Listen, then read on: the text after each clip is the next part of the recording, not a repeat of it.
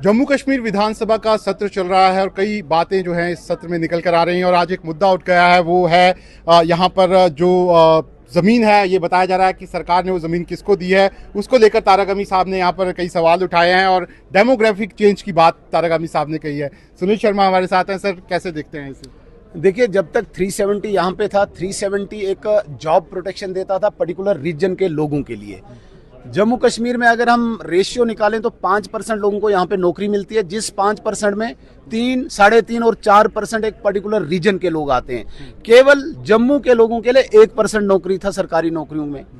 अब उसमें प्रोटेक्शन इनको 370 की थी, नेशनल कॉन्फ्रेंस थी, वो नौकरियां बेचते थे अपने लोगों को, अपने वर्कर्स को। मैं तो थोड़ा सा पीछे भी अगर जाऊंगा तो एक वक्त ऐसा आया था, शेख मोहम्मद अब्दुल्ला ने अपने डिस्ट्रिक्ट प्रेसिडेंट को डीसी बनाया था, अपने तहसील प्रेसिडेंट को तहसीलदार बनाया था। तो ये एक जॉब प्रोटेक्शन उनको देता था। लेकिन मैं उन 95% लोगों की बात करता हूं जो सरकारी नौकरी में नहीं जाते हैं। वो पढ़ लिख के बेंगलोर जाते हैं, हैदराबाद जाते हैं, चेन्नई जाते हैं, कलकत्ता जाते हैं, अब्रॉड जाते हैं। उन 95% लोगों को एड्रेस करने के लिए नरेंद्र मोदी जी ने इंडस्ट्रियल पैकेज लाया 28,000 करोड़ रुपए का, जिसके तहत श्रीलंकन क्रिकेटर मुरलीधरन ने यहाँ पे एक इंडस्ट्री डालने का सवाल वही था कि मुरलीधरन की बात जो इस भूमिका बनाना जरूरी था। हाँ। उस मुरलीधरन की जमीन पर पीड़ा हो रही है तारिक अमी साहब को, क्यों यहाँ पे 10,000 लोगों के लिए अपॉर्चुनिटी नहीं होनी चाहिए जॉब की। हालांकि मेरी इंफॉर्मेशन के अकॉर्डिंग मुरलीधरन शायद वो छोड़ के गए हैं। अब क्यों नहीं आना चाहिए? अगर रूल्स, अगर नॉर्म्स वायलेट किए हैं तो हम सवाल पूछने के लिए हैं, अगर नहीं किए हैं तो इंडस्ट्री क्यों नहीं आनी चाहिए? तारिक अमी साहब को दिक्कत हो रही है, जब पाकिस्तान के आतंकवादी आ रहे हैं उस पे वो ताली बजाते हैं, खुश होते हैं। जब कोई इंडस्ट्री डालने के लिए आते हैं तब उनको पीड़ा हो रही है।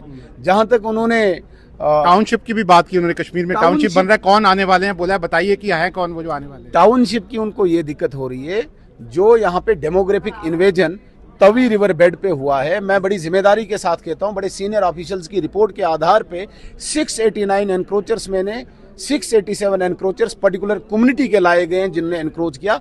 लेकिन जो टाउनशिप की बात करते हैं उनको ये परेशानी हो रही है कहीं कश्मीरी पंडित वापस नहीं आ जाएं।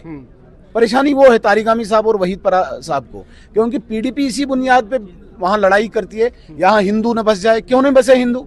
हिंदू का अधिकार नहीं है। हिंदू का अधिकार पूरे कश्मीर में है और पूरे भारतीय का अधिकार है। इनको अगर तकलीफ हो रही है होने दीजिए। बंगाल का भी आना चाहिए, हरियाणा पंजाब का भी आना चाहिए। पूरे भारत के एक एक व्यक्ति को अधिकार है कश्मीर में रहने का। मैंने देखा आपकी सरकार ने एक डिसीजन लिया था, वो बड़ा डिसीजन था कि जो होमलेस हैं, जिनके पास रहने की जगह नहीं है, उनको सरकार जमीन देगी। अपने क्वेश्चन में उन्होंने उसका भी जिक्र किया है।